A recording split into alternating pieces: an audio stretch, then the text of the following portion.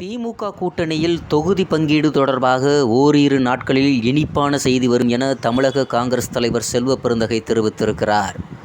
திமுக கூட்டணியில் இடம்பெற்றுள்ள காங்கிரஸ் இன்னும் தொகுதி பங்கீட்டை உறுதி செய்யவில்லை. அது தொடர்பான பேச்சுவார்த்தையில் இழுபறி நீடிப்பதாக செய்திகள் வெளியாகின.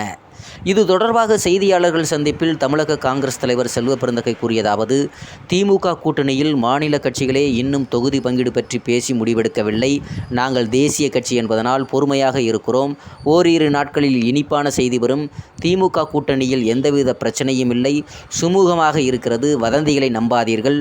காங்கிரஸில் இருந்தபோது விஜயதாரணைக்கு உரிய மரியாதை அளித்தது, அங்கீகாரம் கொடுக்கப்பட்டது. தற்போது பாஜகவில் இணைந்துள்ள அவருக்கு அந்த அங்கீகாரம் எல்லாம் கிடைக்குமா என பார்க்கலாம் என்று தமிழ்நாடு காங்கிரஸ் கமிட்டி தலைவர் செல்வ பெருந்தகை அவர்கள் இன்று செய்தியாளர்கள் சந்திப்பில் ஓரிரு நாட்களில் இனிப்பான செய்திகள் வரும் என்று தெரிவித்திருக்கிறார். நன்றி, வணக்கம்.